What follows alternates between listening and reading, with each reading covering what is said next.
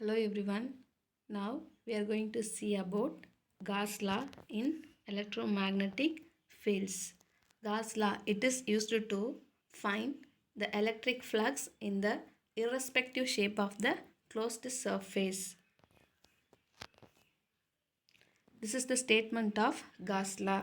The electric flux passing through any closed surface is equal to the total charge enclosed by the surface. The electric flux, it is denoted as psi.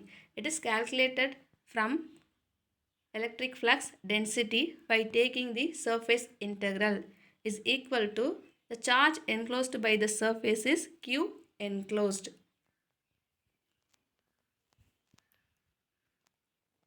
This is a closed irregular surface.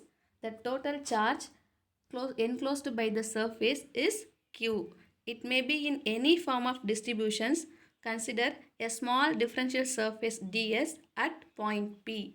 As the surface is irregular, the direction of d vector as well as its magnitude is going to change from point to point on the surface. An vector is the direction of flux density from point P. So this is the mathematical relation of Gauss law. The surface ds, under some consideration, it can be represented in the vector form in terms of its area and direction normal to the surface at point P. So it is given by ds vector equal to ds into an vector. This is equation number 1. The flux density at point P is d vector and it makes an angle theta with normal to the direction at the point P. The flux d psi passing through the surface ds is given by d psi equal to dn into ds. This is equation number 2. In this equation, dn, it is the component of d vector in the direction of normal to the surface ds. So dn equal to modulus of d vector into cos theta. This is equation number 3. So substitute equation 3 in equation 2.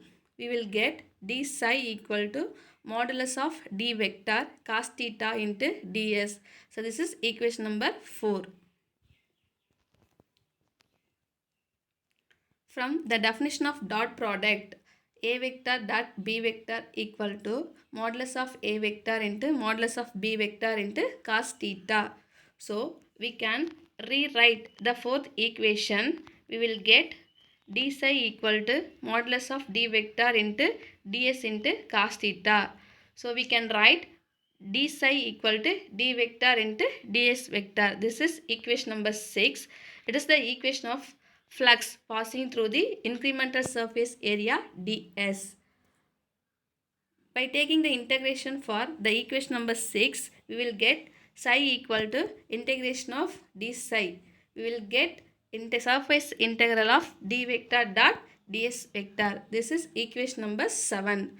So it is the total flux passing through the entire surface. In Gauss law, the important one is Gaussian surface.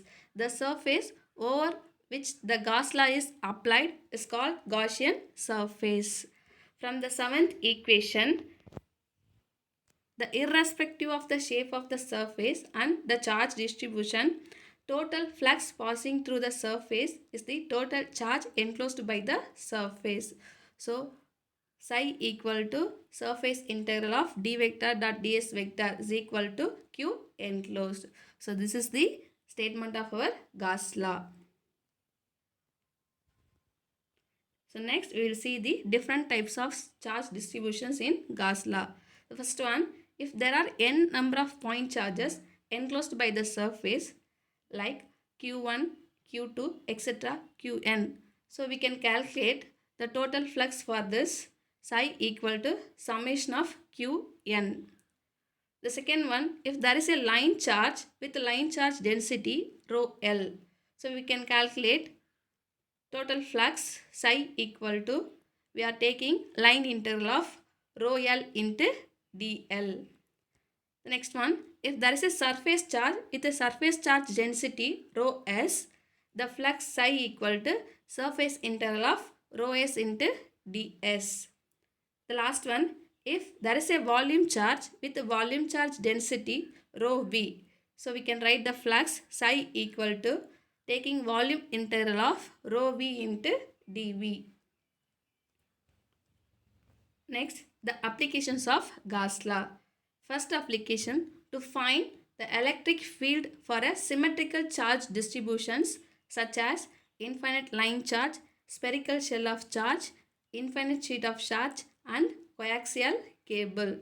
The second application, to find charge enclosed by the surface if the electric flux density is known. So what is the final conclusion for Gauss law means? We can find the electric flux for a irrespective shape of the closed surface and irrespective of the type of charge distributions. Thank you.